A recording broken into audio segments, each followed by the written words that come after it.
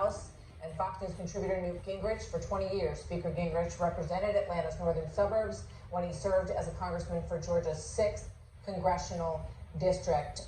Good to have you with us. Newt, thank you very much for being here today. Good to be with you. So, you know, I was watching you last night on Laura Ingraham's show, and you clearly are very upset about what you see playing out across the country in some of our cities. Can you elaborate on that? Explain that to our viewers here today, midday.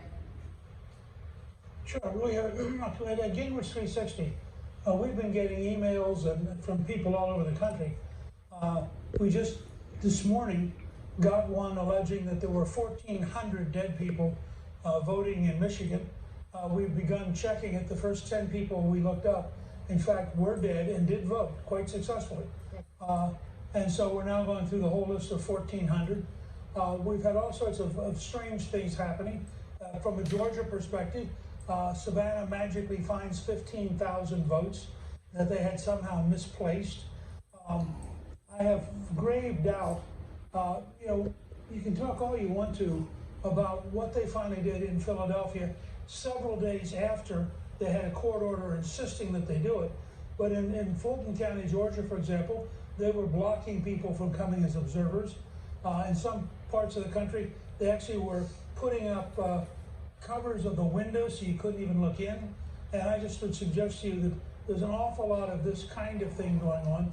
And we keep getting reports from a variety of citizens, including in Philadelphia, of allegations that at least at a minimum have to be thoroughly looked at before you can say that this election is over. And I just think that it's remarkable. For example, in Philadelphia, they had one dump of 23,000 ballots. This is from 538, which is hardly a pro-Trump organization. But they reported 23,000 ballots, 0 for Trump. Now, it's very hard. I mean, in Zimbabwe, in Venezuela, in Cuba, you might get in China, you might get these results. There are very few places I know in American history where you get a 23,000 to 0. So I think for those of us who are skeptical, and we're watching, by the way, as the internet giants are literally cutting people off. Rush Limbaugh yesterday had 4 out of 6 tweets that were cut off. So I think if you're a conservative, you really do have this sense that something very fishy is going on and that everything possible is being done to suppress looking into it. So we'll see. I think this could easily run 2 or 3 weeks and maybe longer, depending on what we discover. Mr. Speaker, I understand what you're saying as people are looking into this. And each one of these states, especially Georgia, you have a Republican governor and a Republican Secretary of State.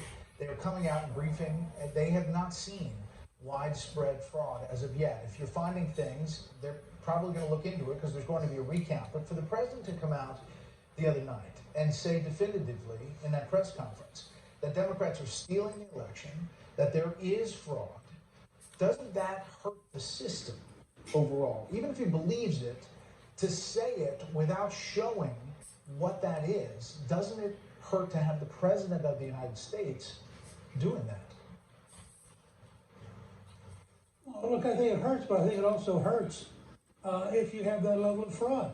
I think we it haven't hurts seen it. when you have people the size of what? We haven't seen that. I'm sorry. We haven't seen that level of fraud. He's saying it's there, but we haven't seen it. Okay. Yeah, but look at the double standard. So you have a precinct where they don't let anyone in. They board it up. In some cases, they actually put a tractor in front of the door. But we're supposed to say, oh, I'm sure that's an honest precinct, and they're just misunderstood. Well, my view is the exact opposite. If you break the law, and by the way, it's breaking the law to not allow these poll watchers, why should we trust you? I mean, what reasons do we have to assume that people who are keeping us out, operating in secret, are in fact being faithful? And I personally, having been born in Harrisburg, look, I would take every precinct that blocked the poll watchers, and I would just not count their votes. I have no reason to believe that those precincts are honest. They have by definition proven they were covering up something.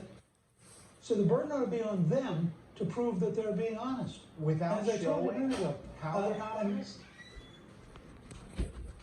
Well, okay. So somebody very cleverly, I mean, somebody quite clever, if you saw The Irishman, you'll understand part of this. I saw it. They quite cleverly make sure that they make sure that you can't prove what they're doing, and therefore, by definition, they can't be guilty, even if what they're doing is totally criminal. So let me ask you this. Now, and I think that's a pretty high burden. There's a pretty high burden to trust systems that have had a long history. I mean, Philadelphia has had a long history of corruption. But we Here's my trusted them question. 4 years ago when Pretty high Donald burden. Trump won in Yeah. Pennsylvania by just a short margin. We trusted the system 4 years ago. Understand it's different with mail-in ballots this time and the coronavirus, but 4 years ago, the margins were very tight, Mr. Speaker, and the system was fine. And the difference was 4 years ago, the counties that President Trump was getting his majority in were virtually all open, smaller counties that did not have a history of corruption. And so it didn't do the Democrats any good to go into these smaller rural counties and try to find something they knew wasn't there. This is a very different, in Milwaukee, in Detroit, in Atlanta, and in Philadelphia. I think there's a lot that at a minimum deserves a very serious look. And I think, frankly, the way we're currently doing it puts a huge burden on it puts a great burden on innocent people and offers great protection to people who want to be thieves. Well, we've seen, it's not just Philadelphia. We've seen these other counties that went for President Trump last time around that have flipped back to being blue, as Pennsylvania has been for many years. So, but you do raise there's a good point here about how we do this, right? And I think that's going to, no matter what happens, that is going to require a huge reevaluation. And I asked Rhonda McDaniel, and I'll ask you, we just have a couple seconds left, Speaker Gingrich, but, why weren't there more Republicans when it started, when the vote count began? Because we heard lawyers were spread out across the country, that poll watchers were spread out across the country, saying you cannot start counting this vote. Don't begin counting this vote until we are set and ready to go and both sides are good with the situation. Right, and I think that Ronna reported to you, we had the watchers in Detroit, we had the watchers in Philadelphia, we had the watchers in Atlanta, and they were physically excluded. It wasn't that there wasn't a watcher there. That's why we know they were excluded, because there was a watcher there. So it wasn't a failure to provide a watcher. They were literally being physically excluded by the machine so that it could cheerfully do whatever it's doing. You may decide to give them the benefit of the doubt. You tell me why they were covering up the windows with paper. Tell me why they were blocking the doors. It's very Because they're suspicious. innocent I people? completely agree with you. All of that behavior is Right. highly suspicious, and we need more transparency in all of these places. Right. You want all these So people's votes to count. we'll go back and count the votes and see. All right. But this is going to be several weeks. Thank you, sir.